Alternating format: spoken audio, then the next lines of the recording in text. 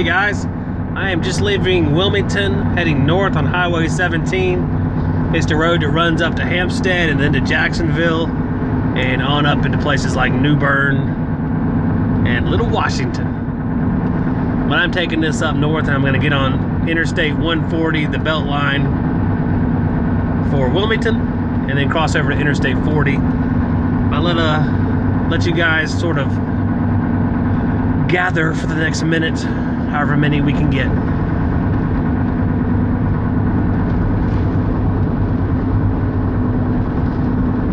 Here it is. I'm separating off of Business 17 going on to Interstate 140, which is also actual Highway 17 south. And if I split away and went the other direction there, I would have gone on Highway 17 north toward Jacksonville, whereas we're going south, which is toward Myrtle Beach.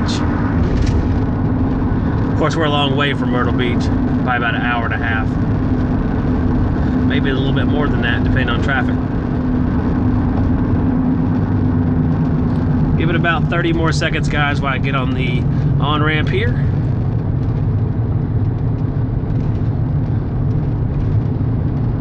Enjoy the beautiful scenery of the interstate.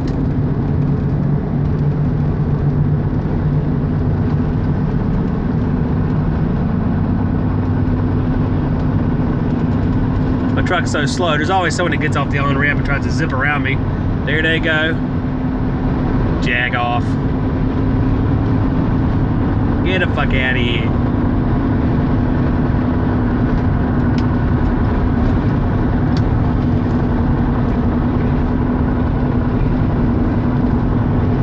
Hey guys, I named this blog Turning Point.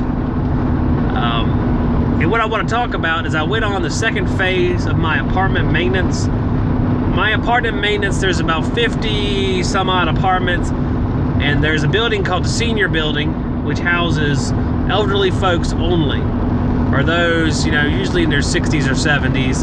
Some of them are quite old, they're into their 80s, and one lady looks like she's probably 150, but whether or not she is, I don't know. She sure walks around town, because I see her several blocks away from the complex, just walking around. I wave at her, she doesn't wave at me. I don't think she can see me.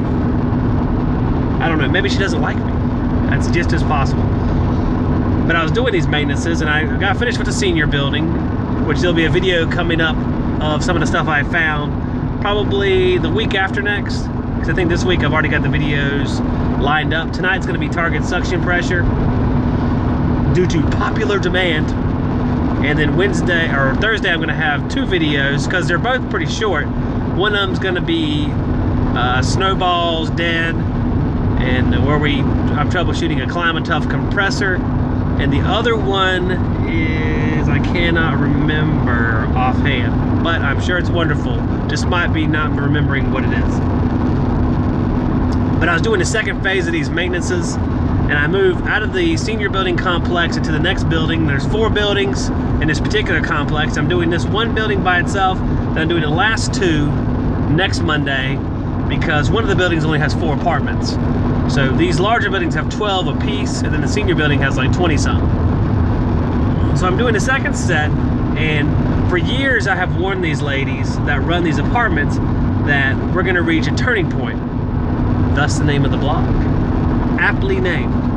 The turning point is that these machines are 1996 Trane TWP split heat pump systems. Trane heat pumps on the outside, First Company wall hung air handlers on the inside.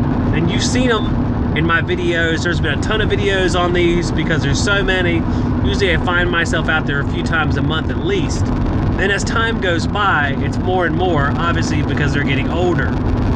And so I did the maintenance today, and I went down the line, and there's 12, and I haven't counted it up, but at least half, maybe more, needed refrigerant. And of course you say, Zach, is this cheap refrigerant that they needed? No, it's R22. So half the units, 6 units needing refrigerant ranging from half a pound to 2 pounds a piece. Just averaging out at 1 pound, that's 6 pounds. That's $11 billion. No, it's a lot of money. I have a contract for the maintenance, which I clean the coils. What I do is I use a lav brush to wipe the coils off, and then I'll gather up any dust and, you know, get my dust. I have my little metal drain pan I made this morning, or dust pan, I don't know where I put it. I wish I could show you, it's very nice. But I'll clean up all the dust, I'll clean up the floor a little bit and make sure it's nice and tidy, these little mechanical areas. And I'll blow out the drain with nitrogen, and I'm using some 3/8 vinyl hose like you use for condensate pumps. And it threads onto a male flare, quarter-inch male flare pretty well. So I'll put it directly onto the nitrogen bottle, bring the pressure down, just crack it a little bit, run some pressure through that hose, and blow out the drain that way. It works really well on most of the air handlers. I have, there's 1.5 ton, 2 ton, it looks like 2.5 ton air handlers matching up with these 2 and 1.5 ton heat pumps. The bad thing is sometimes the drain on some of these machines is not quite as accessible, and I can't actually reach it unless I want to separate it underneath, which is a pain in the ass. But most of them it works very well on. So I made sort of, I streamlined the process. It went very fast. And now that, you know, a lot of these are controlled by Mercury stats and simple digital stats, where if I energize the compressor without having it energized from inside on a stat, if the stat's off and you energize the compressor on the roof or on the wherever the condenser is located, it'll actually turn the blower on, because it backfeeds through the system and turns the blower on at the air handler, which is kind of nice. Now, not all thermostats do that, but the older ones typically do. So even if they're not in the apartment, the blower will still run. And that's typical of a lot of it. I kind of stumbled onto that a few years ago. I really wasn't even, I didn't know that. No one ever told me that, but I fired up the blower one time in a package unit and the compressor came on. I was like, oh, what the hell is this? And, you know, it was just the fact that it was backfeeding to that thermostat. And it sort of made sense after a while. You know, you kind of think about how the relays work in the thermostat and what's energized at what time. I'm merging onto Interstate 40 now. So I can run these machines from outside typically.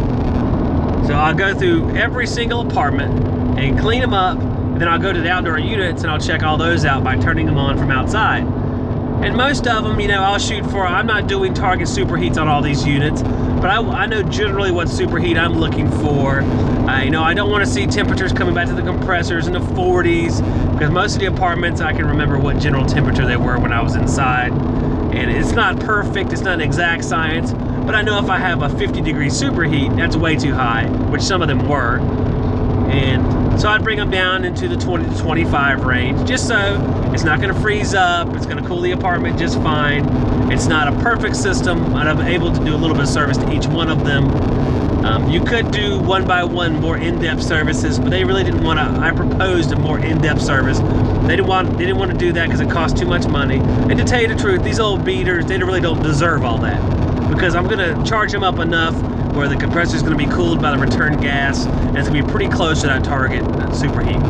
Because, you know, really, if you've done it for a while, you're going to get pretty close just from, you know, going inside, sensing the temperature. You can sense if something's muggy or not, and you're going to do a decent job. Now, when you're dealing with a system one-on-one residential, typically you'll go a little bit farther than that. But for these things, I have to do, you know, the first day I had to do 20 of them, and it spilled over into a second day. So you're not going to spend as much time as you would with a single system. But the problem with these is, for the first time,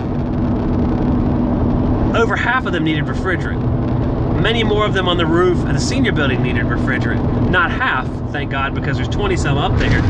But, you know, 6 or 7 of them needed refrigerant. So you have a base contract for maintenance of these apartments, and all of a sudden you're going several $100s over because you're having to put refrigerant to these machines. And one of them had actually blown the fuses and hadn't even got a service call yet. So the preventive maintenance worked.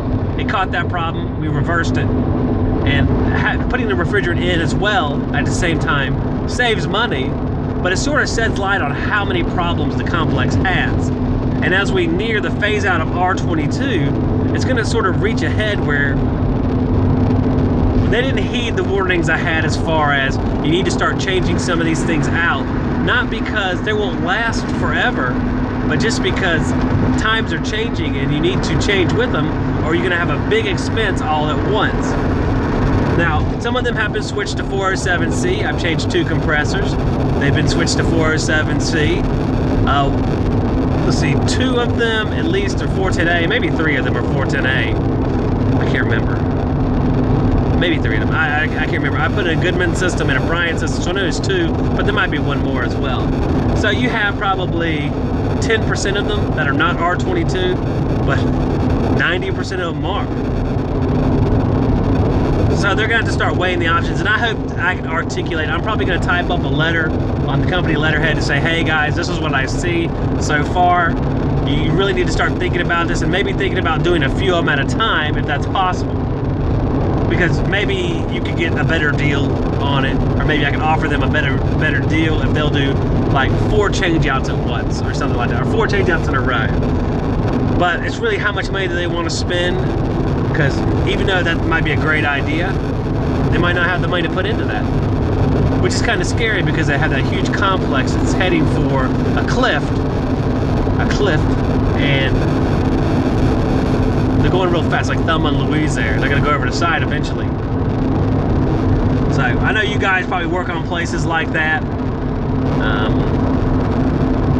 It's where I put the Copeland compressors into the old TWP units that had Clima-Tough compressors. That one was doing fine. The pressure on the 407C was fine. I have another one to check next Monday. We'll be in the other building. It's just one of those things, guys. People need to start listening to their contractors about some of the stuff that's happening and changing. And I'm all for a 407C. And maybe we could talk about, I got the message today, Tim put on Facebook, and I think they said Rob said John was putting one in, a 407C dry charge, which is 14 SEER. So it's a dry charge they can still make because it's 407C. That's going to be an interesting thing because now they're 14 SEER. So what are the matchups going to be like for the dry charge? And I like 407C as an alternative to a change out to make a repair and switch to 407, gives you some life to that unit. But 407C is just an interim refrigerant. I mean, everything will be 410A unless they change it again. But 407C is a good refrigerant that if they want to get more life out of their system and go beyond 2020 and not have to risk a great expense, they can do it. But 407Cs, it'll get us from one place to the other. But these ladies are going to have to make a decision based on, they're going to have to go into the 21st century with their equipment. All these 1996 units are going to start failing on a regular basis, and they have started doing that. The service and repair bills from this year, I'm sure, and I haven't added them up, but they seem to be off my head to be 2 or 3 times as much as at the same point last year. So, just something for you guys to think about as well. You have customers out there that go through the same thing. Maybe they have a bunch of rental houses. They're holding on to their R22 stuff. What do you do for them? How do you communicate with them? Maybe you could give me some pointers and help me out trying to correctly and adequately communicate to these ladies whether or not to do it. I find I used to hold back and not tell them stuff because I was like, man, they're never going to do that. But if you don't say it, they're damn sure not going to do it. So you got to say it to them, let them be the one to say, no, I don't want to do that. So when things get fucked up later on, you can go, well, I told you to. I told you to do it, but you didn't want to change it. Well, that's about all for me today, guys. I've kind of rambled on now. And you guys be safe out there. I didn't do a morning stream this morning, but I figure I'd try to do one at some point during the day. Like I said, we got a new video coming up tonight. Target suction pressure on Talon 875 Pro channel. We're going to talk about how to calculate your suction pressure for standard and high efficiency evaporators, and how to calculate it, or theorize how to calculate it for a mismatched system. That's the fun part. So we're going to talk about that too. And of course, Thursday we have a double feature. Then got a couple more service videos that are available. And I'll try to do a teaching video next week too. Maybe I can do one of each. Try to keep that weekly method going, because a lot of guys like the teaching videos, so I'll try to do one apiece. So until next time, guys, be safe out there and enjoy me driving into what looks like a storm.